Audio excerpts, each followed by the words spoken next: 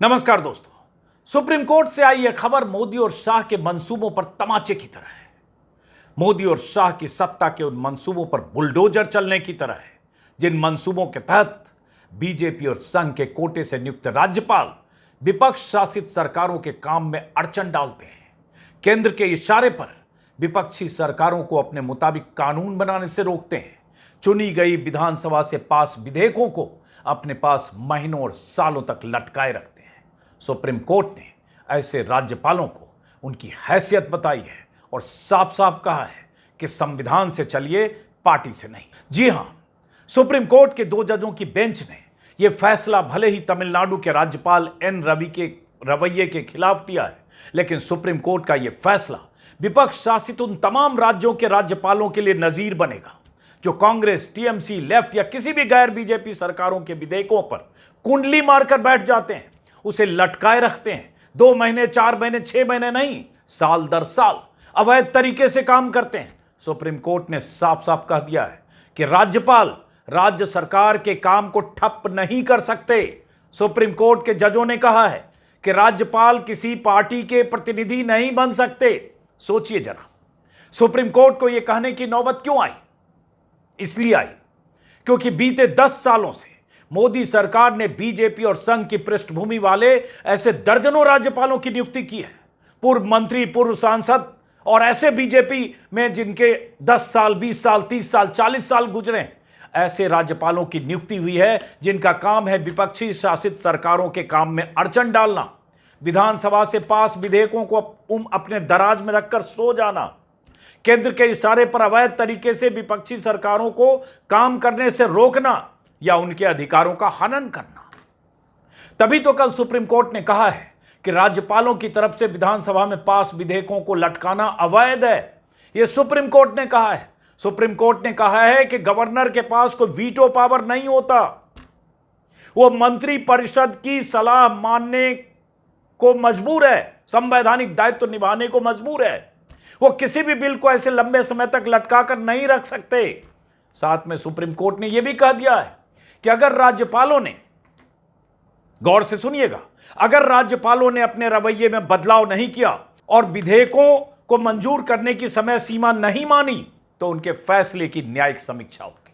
बहुत बड़ी बात कही है सुप्रीम कोर्ट ने। और बीते 10 सालों में हम देख रहे हैं अलग अलग राज्यों में जो राज्यपाल हैं जिनका लंबा वक्त जीवन का बीजेपी में बीता या संघ की पृष्ठभूमि में काम करते हुए बीता, मार्गदर्शक मंडल की तरह राज्यपाल की कुर्सी बना दी गई और उन्हें अलग अलग राज्यों में तैनात किया गया। उन राज्यपालों ने अपने अपने राज्यों में जहां विपक्ष की सरकारें हैं वहां उन सरकारों के खिलाफ कितनी मुश्किल खड़ी की। मामला यहां तमिलनाडु से शुरू हुआ, लेकिन ऐसी स्थिति 6-7 और दूसरे राज्यों में। सुप्रीम कोर्ट को यह कहना क्यों पड़ा और यह फैसला आया क्यों? तमिलनाडु में स्टालिन की सरकार है, आप जानते हैं। आज के हर अखबार की यह हेडलाइन है, 10 ऐसे विधेयकों को 2.5-3 साल से, बल्कि 4 साल से बार बार रोका जा रहा था। दूसरी बार मंत्रिपरिषद ने भेजा, फिर उसके बाद उसको अटकाया, कभी राष्ट्रपति के अप्रूवल के नाम पर अटकाया, और इस 4 साल से तमिलनाडु में चल रहा था। मौजूदा राज्यपाल भी, उसके पहले के राज्यपाल भी। तो 10 विधेयकों को जिन्हें राज्यपाल ने अटका रखा था, उन विधेयकों को मंजूरी न देने के खिलाफ तमिलनाडु सरकार ने सुप्रीम कोर्ट का दरवाजा खटखटाया। सुप्रीम कोर्ट में सुनवाई हुई, लंबी सुनवाई, कई तारीखें, और आखिरकार जो सुप्रीम कोर्ट का फैसला आया वही आज के सारे अखबारों की हेडलाइन है। और उसके बाद यह फैसला कैसे, किन राज्यों में राज्यपाल और सरकार में तनातनी में को रास्ता सुझाएगा, और वो राज्य कौन से हैं जहां ऐसे राज्यपाल पिछले 5 साल 4 साल से यही सब करते रहे। जैसे भास्कर की हेडलाइन है, आज के सारे अखबार की हेडलाइन है, महामहिम की समय सीमा तय। सुप्रीम कोर्ट ने कहा गवर्नर के पास वीटो पावर नहीं, राज्यपाल किसी के प्रतिनिधि नहीं बन सकते, विधायकों को लटकाए रखना अवैध, राज्यपाल संविधान से चले, पार्टी से नहीं। यह अमर उजाला की हेडलाइन है। Indian Express, illegal, SC sets aside TN governors act of withholding assent to bills. ये एक्सप्रेस की हेडलाइन है। हिंदुस्तान टाइम्स, हर अखबार की हेडलाइन आप देखते जाइए। TN governor Ravi was sitting on bills illegally, SC rules. मतलब कहा कि गवर्नर तमिलनाडु के बिल पर बैठे हुए थे गलत तरीके से। सुप्रीम कोर्ट ने कहा, हिंदू की हेडलाइन है, SC pulls up TN governor sets deadline to clear bills. समय सीमा म्याद तय कर दी कि आप बिल क्लियर कीजिए, बैठिए नहीं। टाइम्स ऑफ इंडिया की हेडलाइन है, SC sets timeline for state governors to decide on bills send to them. हर अखबार में, दर्जनों अखबार में, गवर्नर राज्य सरकार के काम को ठप ना करे उसे सहज बनाए। नवभारत टाइम्स की हेडलाइन है, स्पीड गवर्नर। तो यह स्थिति इसलिए आई क्योंकि 20 ऐसे विधेयकों को 2020 से, वो अलग अलग यूनिवर्सिटी से जुड़े हुए कई विधेयक हैं जिसे जो तमिलनाडु के राज्यपाल थे वो अटकाए हुए थे राष्ट्रपति की के अप्रूवल के लिए के नाम पर, या उसके बाद किसी भी वजह से वो रेस्पॉन्ड नहीं कर रहे थे।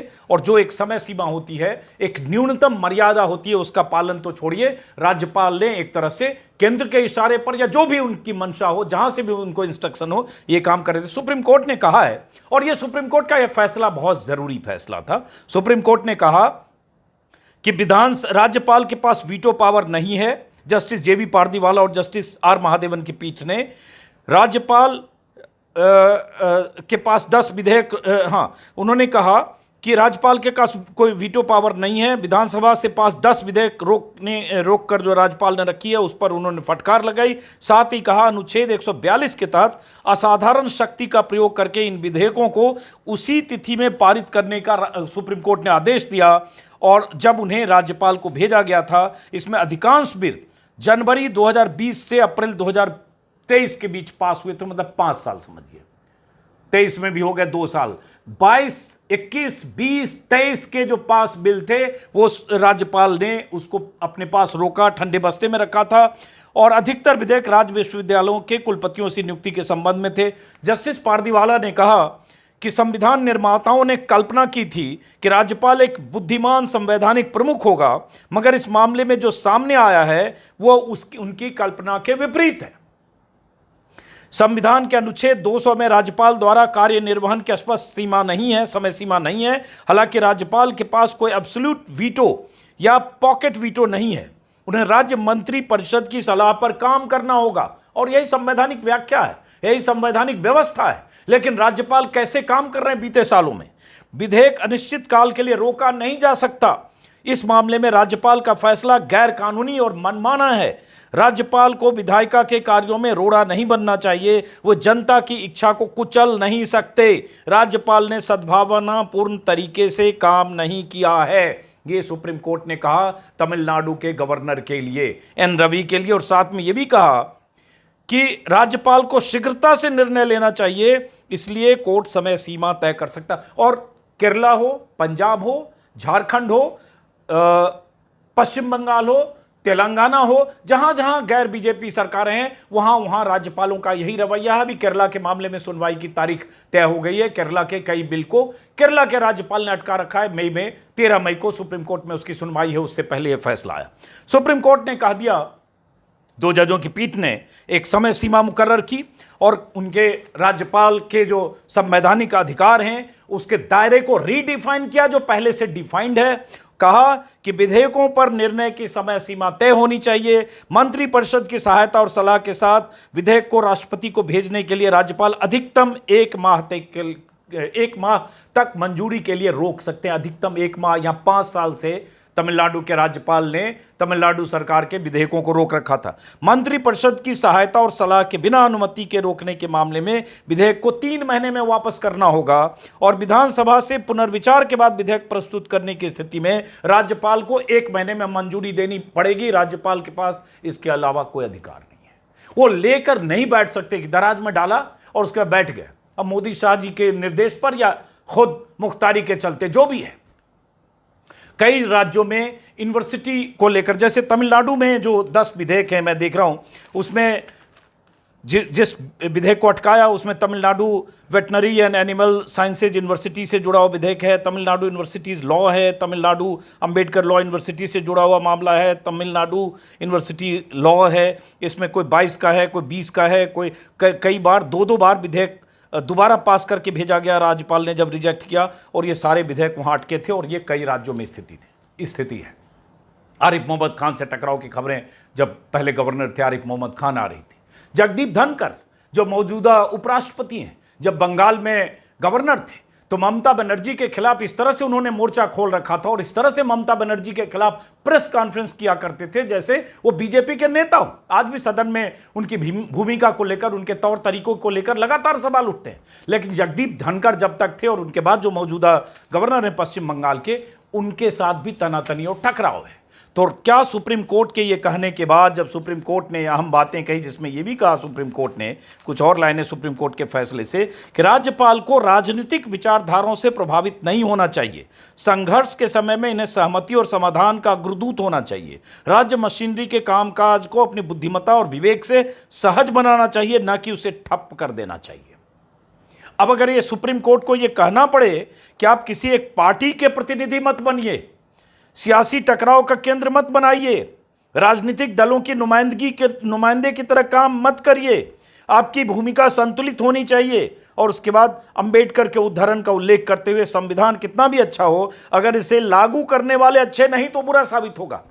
जस्टिस पारदीवाला ने कहा कि बाबा अंबेडकर ने चाहे जितने अच्छी व्यवस्था व्याख्या की संविधान में, लेकिन उसे लागू करने वाला अच्छा नहीं होगा तो यह बुरा साबित होगा। और उसी तरह के गैर संवैधानिक तरीके से राज्यपालों ने काम किया। महाराष्ट्र में क्या हुआ था, कैसे महाराष्ट्र में सरकार गिराई गई थी, दुनिया जानती है। उस मामले में भी राज्यपाल को फटकार लगी। अलग बात है कि उद्धव ठाकरे की सरकार रीइंस्टेट नहीं हुई, लेकिन किस तरह से राज्यपाल ने फ्लोर टेस्ट के लिए, या जो पार्टी में तोड़फोड़ हो रही थी, पर्दे के पीछे काम कर रहे थे। और उससे पहले अगर चले जाए तो भगत सिंह कोश्यारी, जो पूर्व मुख्यमंत्री रहे उत्तराखंड के, बीजेपी के नेता और बीजेपी के ठीक ठाक बड़े नेताओं में थे, वो जब राज्यपाल थे तो किस तरह से कोश्यारी ने तड़के 5 बजे सुबह शपथ दिला दी थी अजित पवार और देवेंद्र फडणवीस को। यह अलग बात है कि उन्हें अजित पवार को शरद पवार के पाले में लौटना पड़ा और वो सरकार गिर गई। हालांकि बाद में फिर वही गेम प्लान पूरी तरह से फलीभूत हुआ।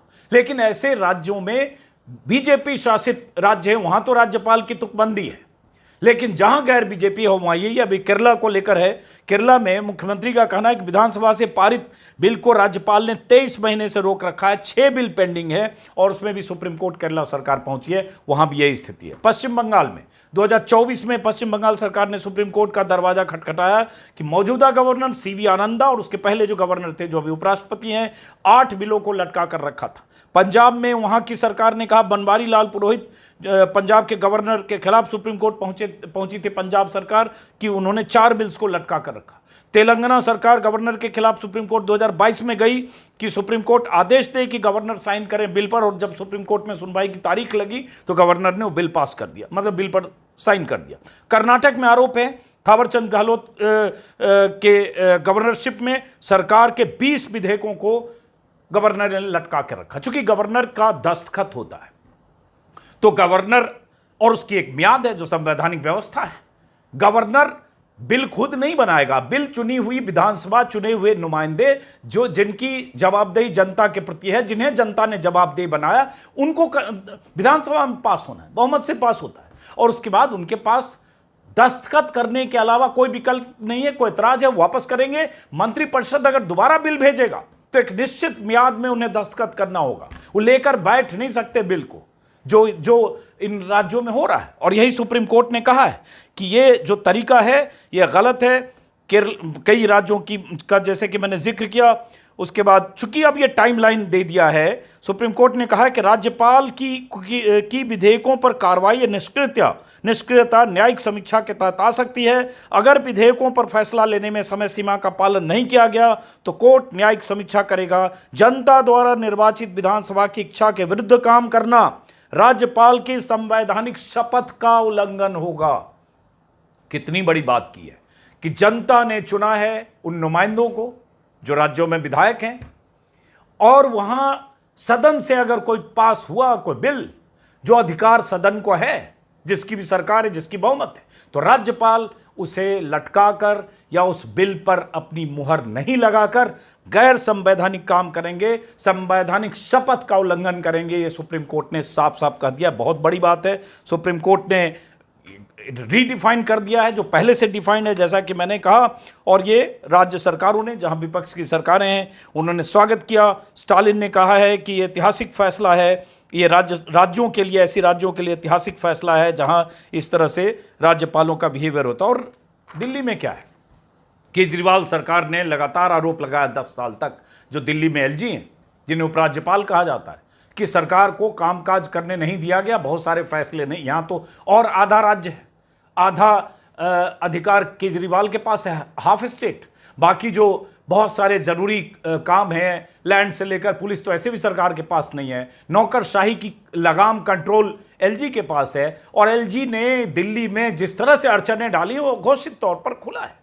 और ये सब इसलिए क्योंकि केंद्र की तरफ से नियुक्त राज्यपाल केंद्र के इशारे पर काम करता हो या केंद्र के एजेंडे के हिसाब से काम करता हो, और ऐसे राज्यपालों के खिलाफ राज्यों में बहुत अनरेस्ट होता है। लेकिन सुप्रीम कोर्ट का ये फैसला, हर अखबार की सुर्खियां, हेडलाइन, अगर सुप्रीम कोर्ट साफ कह देता है इल्लीगल है, असंवैधानिक है, तो क्या अब इससे ये उम्मीद लगाएं कि अब के बाद जो ये 6-7 राज्यों में जहां विवाद है, अलग अलग राज्यों में, क्या उन राज्यों में उन सरकारों की तरफ से जो बिल विधानसभा से पास करके भेजे जाएंगे उस पर राज्यपाल मुहर लगाएंगे और राज्यपाल अपनी संवैधानिक मर्यादाओं का पालन करेंगे?